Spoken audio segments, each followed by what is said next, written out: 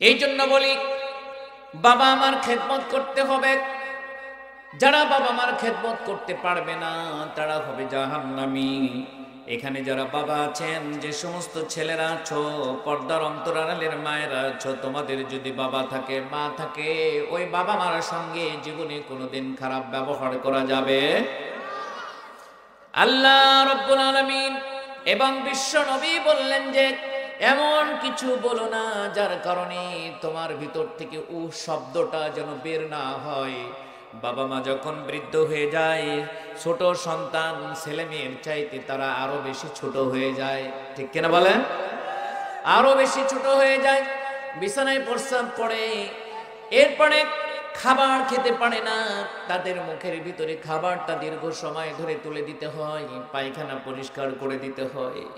এই যে কষ্টকর সময়ে যখন তুমি তোমার বাবাকে দেখে যদি বিরক্ত হয়ে যাও, তোমার জীবনের সবকিছু ধ্বংস হয়ে যাবে। তোমার মাকে দেখে যদি তুমি বিরক্ত হয়ে যাও, জীবনের সবকিছু ধ্বংস হয়ে যাবে। কেননা তুমি মাকে চিনো না, মা কি জিনিস সেটা যদি ইন্ডিয়ার ভিতরে একটা সংস্থা আছে, সরকারের সর্বোচ্চ কর্মস্থ যারা সরকারি কর্মচারী ইন্ডিয়ান, সেটাকে বলা হয় আইএস সংক্ষেপে। সবচাইতে বড় বড় ইউনিভার্সিটি থেকে যারা পড়ালেখা করে, সবচাইতে মেধাবী ছাত্র যারা স্কলারশিপ নিয়ে বের হয়ে আসে, তারা নিয়োগ করে আমি আইএসএ চাকরি করব।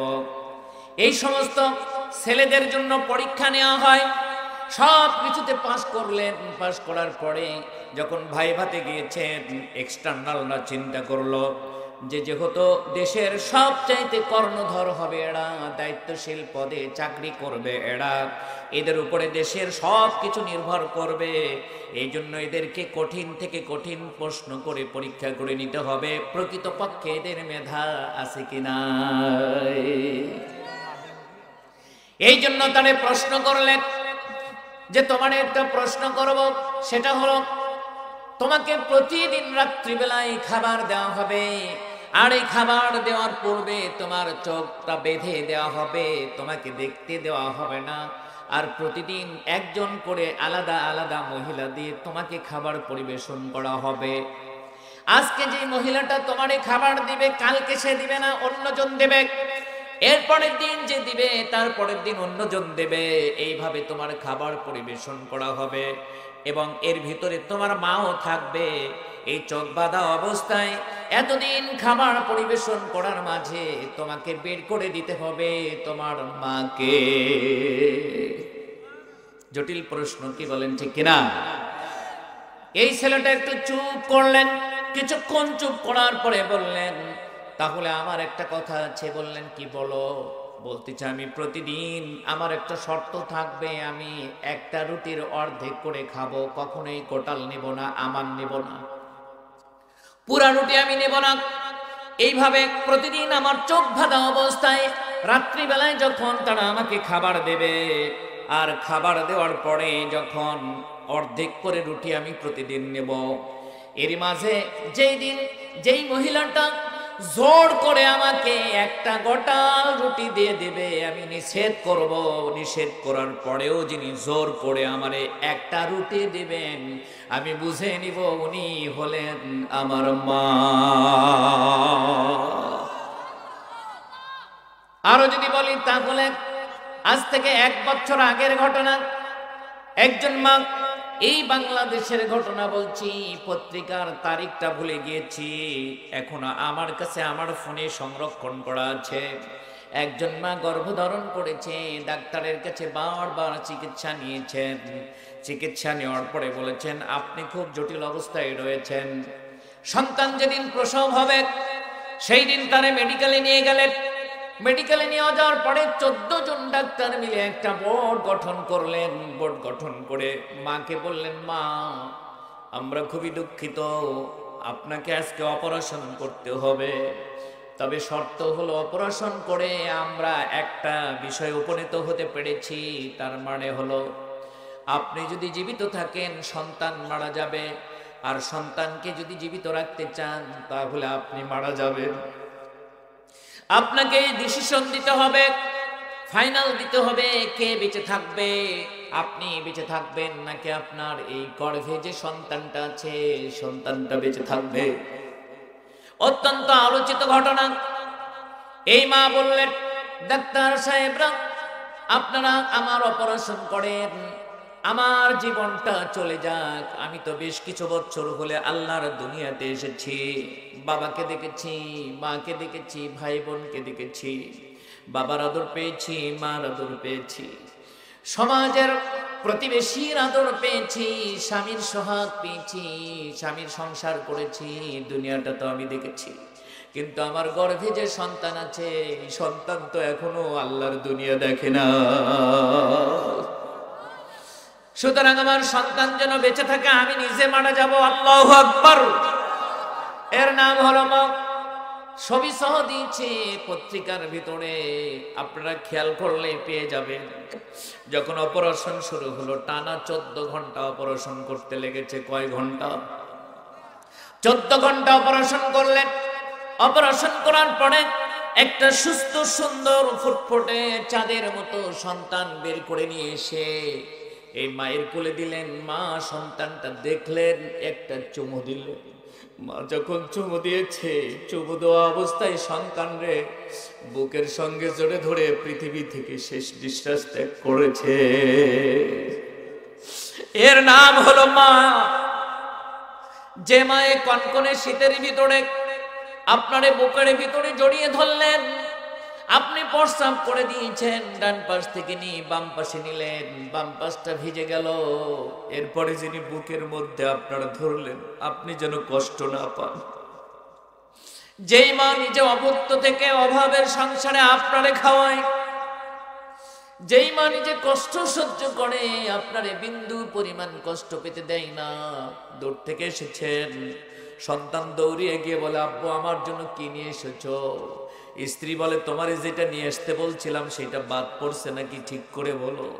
ইতিমধ্যে দেখবেন বৃদ্ধ মা আস্তে আস্তে করে এসে আপনার চেহারার দিকে তাকিয়ে বলে, খোকা তুমি ভালো আছো?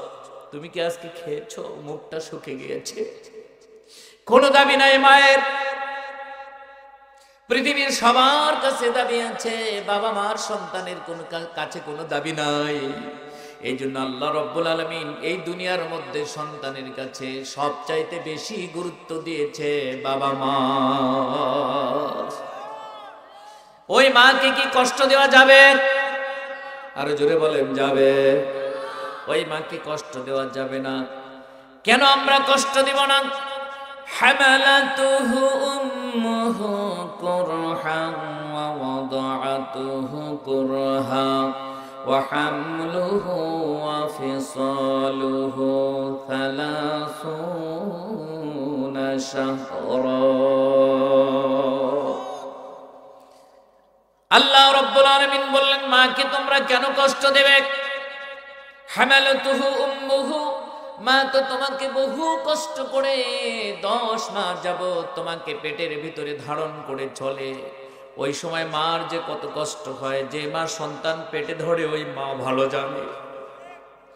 ঘুমাতে পারে না ঠিক মতো, কখনো ডান দিকে কখনো বাম দিকে, কখনো ঘুম আসে না, আবার কখনো রাত্রিবেলায় কনকনে শীতের মধ্যে উঠে উঠে বসে বসে থাকে। মা ঘুমাতে পারে না, খেতে পারে না, দীর্ঘদিন বিছানায় পড়ে থাকে অসুস্থ অবস্থায়, কিছুই খেতে পারে না, যা খায় বের হয়ে যায়, বিছানায় পড়ে থাকে। এরপরেও শ্বশুরের খেদমত, শাশুড়ির খেদমত, স্বামীর খেদমত, সংসারের যাবতীয় কাজ সব কিছুর মধ্যে এই পেটের ভিতরে যে সন্তান আমি আছি, আমি যেন কষ্ট না পাই, এই জন্য মা সবসময় ব্যস্ত। ঠিক মতো প্রস্রাব করতে বসতে পারে না, পায়খানা করতে বসতে পারে না, এত কষ্ট করেন মা। শরীরে পানি এসে যায়, শরীরগুলো ফেটে ফেটে চলে যায়, কত কষ্ট করে মা। এরপরেও পেটের সন্তানকে কষ্ট দিতে চায় না। দেখবেন রাত্রিবেলায় ঘুমিয়ে গিয়েছে, হঠাৎ করে গভীর রাত্রিতে চিৎকার দিয়ে বিছানার মধ্যে বসে পড়ে দু চোখের পানি ছেড়ে দিয়ে দিয়ে কাঁদে। স্বামী উঠে জিগায়, তুমি কাঁদো কেন? বাড়ির কথা মনে পড়েছে না কি? বলেন না। কি কষ্ট তাহলে কাঁদো কেন? বলে কাঁদি হলে এই জন্য এত জোরে, তোমার সন্তান আমার কলিজার ভিতরে লাথি মেরেছে, যার কারণে ব্যথার যন্ত্রণায় আমি ঘুম থেকে উঠে বসে পড়েছি। এত কষ্ট করে মা। আপনার বাড়িতে যদি কোনো মা গর্ভবতী থাকে, তার কাছে নিরালায় বসে মাথায় হাত দিয়ে একটু বলেন, মা তোমার কষ্টের কথা একটু বলো। একজন পুরুষ যদি সন্তান গর্ভে ধারণ করে, তাহলে সন্তান জন্মগ্রহণ করার সাথে সাথে রাগ করে ওরে মেরে ফেলবে। আর মা যখন সন্তানটা গর্ভধারণ থেকে বের হয়ে যায়, রক্তমাখা সন্তান যখন মার কোলের ভিতরে দেয়া হয়, সন্তানকে সামনে এনে মুখে একটা চুমু দিয়ে 10 মাসের গর্ভের এত কষ্টের যন্ত্রণা মা মুহূর্তের মধ্যে ভুলে যায়। এর নাম হলো মা। আল্লাহ বললেন হামালাতুহু উম্মুহু, মা অনেক কষ্ট করে তোমারে গর্ভে ধারণ করেছে, তোমারে কষ্ট পেতে দেই নাই। কুরহা ওয়াদাতুহু কুরহা, এরপরে তোমাকে কি করেছো? হামলুহু ওয়া ফিসালুহু 30 শাহরা, এবং বহু কষ্ট করে তোমাকে প্রসব করেছে। কষ্টের কথা যদি বলতে যাই, অনেক সময়ের দরকার। একজন মা যখন প্রসব বেদনা ওঠে, তার আগে আগে বাবার কাছ থেকে বিদায় নাই, মার কাছ থেকে বিদায় নাই, শ্বশুরের কাছ থেকে বিদায় নাই, শাশুড়ির কাছ থেকে বিদায় নাই, বোন ভাই ননদ যারা আছে তাদের কাছ থেকে বিদায় নাই। বলে আমারে মাফ করে দিয়ে, জানি না আল্লাহ আমারে বেঁচে রাখবে কিনা। একজন মায়ের কত বড় লাইফ এখানে, লাইফ সিকিউরিটি এখানে, কত বড় ঝুঁকি এখানে। শেষে স্বামীর পা ধরে কাঁদে, জীবনে যদি কোনো ভুল করে থাকি তুমি আমারে মাফ করে দিও, আর আমার জন্য দোয়া করো। আমি যদি এই সন্তান প্রসব করতে গিয়ে মারা যায়, আমি যেন আল্লাহর জান্নাতে যেতে পারি। কেননা প্রত্যেক স্ত্রী জানে, স্বামী যদি খুশি থাকে তাহলে স্ত্রীর জন্য জান্নাত। কোন স্ত্রী মারা গিয়েছে আর যদি স্বামী সেখানে আল্লাহর কাছে দোয়া করে, রব্বুল আলামিন আমার স্ত্রী ভালো ছিল, আমি খুশি, আল্লাহ রব্বুল আলামিন সঙ্গে সঙ্গে ওই স্ত্রীর জন্য জান্নাতের ব্যবস্থা করে দেয়। আমার মায়েরা, আমার বাবারে, আমার ও যুবক ভাইয়েরা আমার, ভালো করে শোনো। মা যদি ঘরে থাকে, আজকে শপথ নাও, জীবনে যেন মা বাবার সঙ্গে আপনার কষ্ট না হয়। মা বাবাকে কষ্ট দেওয়া যাবে না। এই জন্য বললেন কষ্ট করে তোমাকে প্রসব করেছে, রক্ত। রাসূলুল্লাহ, আমি খেদমত করব কার?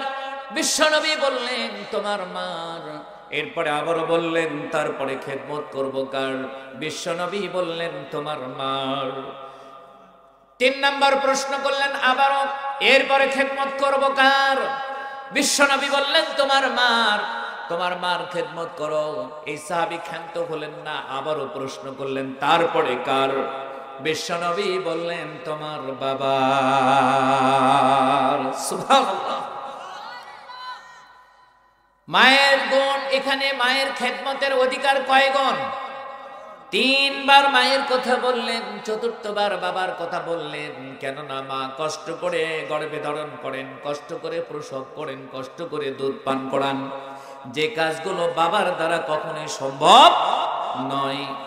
এই জন্য মার অধিকার 3 গুণ দিলেন ইসলাম এখানে। ইসলামে মাদেরকে ইসলাম যতটা সম্মানিত করেছে, আর বাতিল শক্তি সেই সম্মানিত করেনি, বরং তাদেরকে অপমানিত করেছে। কি বলেন, ঠিক কিনা? আমার ভাইয়েরা, এই জন্য এখানে বললেন দুধ পান করাতে, প্রসব করতে এবং গর্ভধারণ করতে সময় লাগলো কয় মাস? 30 মাস। কয় মাস? 30 মাস। আপনারা কি, আপনাদের ঘরে মা আছে? ডান পাশে যারা আছো, মা আছে? কার কার আছে দেখি? এ পাশে আলহামদুলিল্লাহ, আলহামদুলিল্লাহ, হাত নামান। আজকের আমার আলোচনাটা তাহলে সার্থক হয়েছে, যে আমি দেখছি প্রায় সবারই মা আছে। এখানে কয়েকটা হাদিস আছে, সবগুলো হাদিস বলবো না, তবে আমরা যে অভিভাবক, কারা কোন সেক্টরে অভিভাবকের দায়িত্ব পালন করবে, এখানে একটা হাদিস এনেছি। কিন্তু তার আগে বলছি, হযরত ওসমান রাদিয়াল্লাহু তাআলা আনহু, তিনি যখন প্রেসিডেন্ট, তিনি যখন খলিফা, সেই সময় জোহাইনা গোত্রের একজন লোক এসে হযরত ওসমানের কাছে বিচার দিলেন।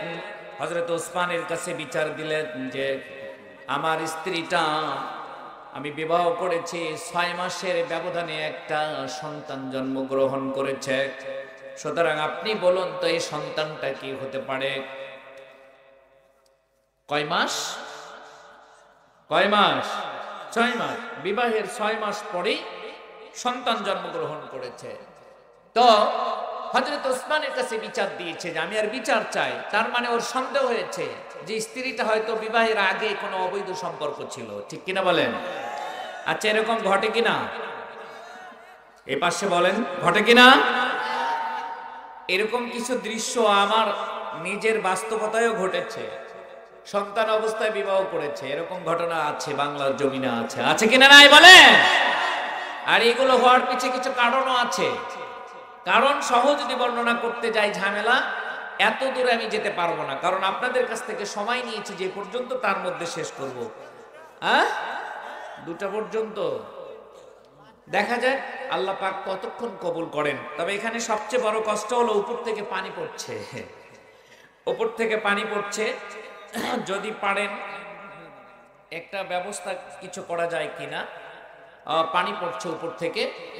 আচ্ছা ঠিক আছে, থাক, দেখি, আল্লাহ পাকের পরীক্ষা এটা। আল্লাহ পাক যে অবস্থা করে, এই জন্য যখন গভীর শীতের মধ্যে এগুলো করা হয়, ত্রিফল দিতে হয় উপরে। উপরে ত্রিফল দিলে তাহলে এই অবস্থাটা হয় না। আচ্ছা, দাওয়াত দিব নি তো, সময় এই তো, আর একটু কয়েক মিনিট। আমি কি ছেড়ে দেব, আলোচনা শেষ করে দেব?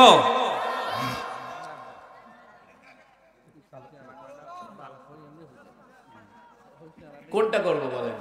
যে কোনো একটা করবো।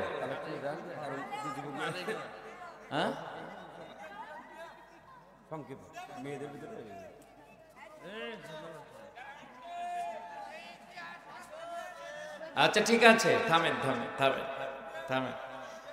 আলোচনা শুনলে বক্তাকে যথাসময়ে দিতে হয়, যথাসময়ে দিতে হয়। কারণ আমরা সাবজেক্ট ভিত্তিক আলোচনা করি, সাবজেক্ট। আর সাবজেক্ট ভিত্তিক যে আলোচনাগুলো হয়, কোরআন ভিত্তিক যে আলোচনাগুলো হয়, দলিল ভিত্তিক যে আলোচনাগুলো হয়, তার মধ্যে আল্লাহর রহমত থাকে।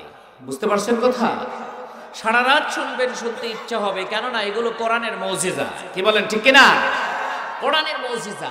কথা অনেক ছিল, যে আয়াত আপনাদের সামনে উপস্থাপন করেছি এর ভিতরে অনেক কথা আছে, বর্তমান সমাজ ব্যবস্থা থেকে শুরু করে নিয়ে রাষ্ট্রীয় ব্যবস্থা পর্যন্ত। আজকে যে বিষয়টা আমি নিয়ে এসেছি, এই বিষয়টা অত্যন্ত গুরুত্বপূর্ণ। সামাজিকতার উপর যদি ইসলাম কথা না বলে, সেই সমাজ ধ্বংস হয়ে যাবে। জোরে বলেন, ঠিক কিনা? ধ্বংস হয়ে যাবে। আমাদের সংস্কৃতিটা কেমন হতে হবে? প্রথমে কি বলেছি, বিশ্বনবী কি বলেছেন? সব জায়গায় সালামের প্রচলন করতে হবে, ঠিক কিনা? সালাম। তবে আমি বলি, এই কথাটা শেষ করে নেই। হযরতে উসমান রাদিয়াল্লাহু তাআলা আনহু, যিনি খেলাফত গঠন করেছেন, সেই সময় জোহাইনা গোত্রের একজন যুবক বিবাহ করেছে। 6 মাসের মাথায় সন্তান হয়েছে, সুস্থ সবল। ওর মনের মধ্যে সন্দেহ আছে কি নাই? আছে কি নাই? বিচার দিয়ে দিলেন। হযরত ওসমান বিচার করলেন, বিচার করে তিনি ফয়সালা দিলেন, তাই তো দেখা যায় 6 মাসে তো কোনো সন্তান হতে পারে না, সুতরাং সন্তানটা অবৈধ, এই মহিলাটা জেনাকার, এইটা তিনি সিদ্ধান্ত নিয়ে নিলেন।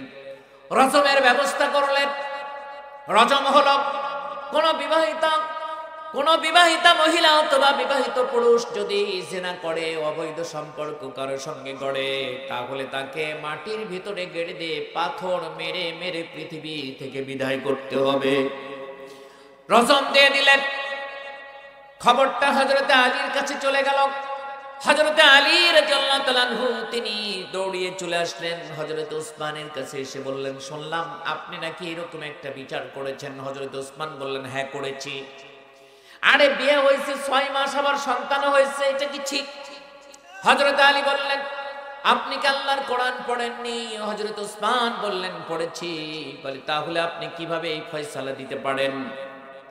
কেননা সূরা আহকাবের এই আয়াতটা হযরত আলী রাদিয়াল্লাহু তাআলা আনহু বললেন, সূরা বাকারার 233 নম্বর আয়াতটা বললেন, সূরা লোকমানের 14 নম্বর আয়াতটা হযরত আলী তেলাওয়াত করে শোনায়া সেখানে বললেন যে, কেউ যদি সন্তানকে পরিপূর্ণ দুধ পান করাতে চায়, তাহলে সন্তানের মা যেন তারে 2 বছর দুধ পান করায়। কয় বছর?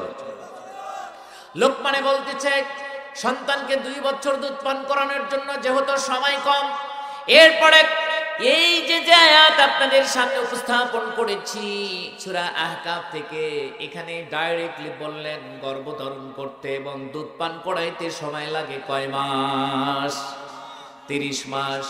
তাহলে হযরতে আলী বললেন, হে খলিফাতুল মুসলিমিন আমিরুল মুমিনিন ওসমান রাদিয়াল্লাহু তাআলা আনহু, আপনি এখন হিসাব করেন গর্ভধারণ থেকে শুরু করে নিয়ে দুধ পান করা পর্যন্ত সময় লাগবে 30 মাস। আর এই 30 মাস থেকে আপনি দুধ পানের সময়টা বাদ দিয়ে দিন, 2 বছর সমান কয় মাস? কথা বলে না, 2 বছর সমান কয় মাস? 30 থেকে 24 বাদ দিলে কয় মাস থাকে? 6 মাস। কোরআন দলিল দিচ্ছে, এখানে আরো দলিল আছে, এইটারে বাদ দিলাম। হযরত আলী বললেন কোরআনে আল্লাহ বলতেছেন 6 মাস পরে যদি কোনো সন্তান জন্মগ্রহণ করে তাহলে ওই সন্তানটা অবৈধ নয়, ওই সন্তানটা বৈধ, ওই সন্তানটা বৈধ।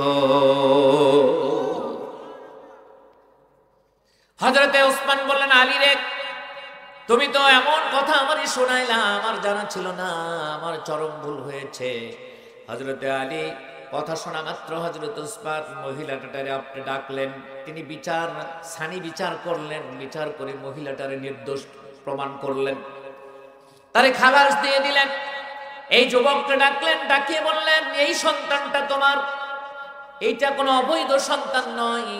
এই জন্য বিভিন্ন মতামত আছে, ফকিদের মতামত আছে, ওলামাদের মতামত আছে, হাদিস আছে, কোরআন আছে, সব মিলে 6 মাস পরেই যদি কোনো সন্তান জন্মগ্রহণ করে, কোনো বাবা সেই সন্তানকে অস্বীকার করতে পারবে না, বংশমর্যাদা থেকে তাকে বঞ্চিত করতে পারবে না, পিতৃত্বহীন করে দিতে পারবে না। এটা হলো ইসলামের কথা।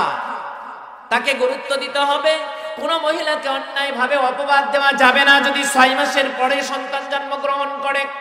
বর্তমান মেডিকেল সায়েন্স সেখানে রিসার্চ করে গবেষণা করে বলেছেন যে একজন পূর্ণ সুস্থ সন্তান জন্মগ্রহণ করতে 28 সপ্তাহ সময় লাগে। 28 সপ্তাহ সমান 6 মাস কয়েকদিন। সুবহানাল্লাহ। এর উপর আরো অনেক জরিপ আছে, অনেক, সেগুলো বললাম না। সমাজ ব্যবস্থা পরিচালনা করতে গিয়ে যদি বিচার ফয়সালা করতে গিয়ে যদি কোরআন দিয়ে কেউ বিচার করে তাহলে সেই আদালতে কি কোনোদিন অবিচার হবে? একটু জোরে বলেন না হবে? বর্তমান বাংলাদেশে যে বিচার ব্যবস্থা প্রতিষ্ঠিত আছে সেটা কোরআনের বিচার ব্যবস্থা নাকি তাগুতের বিচার ব্যবস্থা? কথা বলেন। কোরআনের না তাগুতের? কোরআনের বিচার ব্যবস্থা নেই। কোরআনের বিচার ব্যবস্থা যদি বাংলার প্রত্যেকটা আদালতে থাকতো তাহলে বাংলার জমিনে শান্তি ফিরে আসতো। জোরে বলেন ঠিক কিনা? অন্যায় করে আর ওদিকে বিচারকদেরকে পড়ায় অন্যায় করে নির্দোষ মানুষদের উপরে দোষ চাপিয়ে দিয়ে ওই সমস্ত মোরতাদ বিচারকদের মাধ্যমে আবার তাদেরকে শাস্তি দেওয়া হয়। জোরে বলেন ঠিক কিনা? সুতরাং আসে শোনেন, আমরা সব বুঝি, যিনি যাবে উনি যাবে, যিনি যাবে উনি যাবে। তো যাই হোক, আপনাদের সামনে আমি যে কথাগুলো বলছি এই কথাগুলো কোরআন থেকে বলছি কিনা বলেন তো? কোরআন থেকে হচ্ছে কিনা? কোরআন থেকে। সুতরাং আপনারা যারা আছেন এই যে কোরআন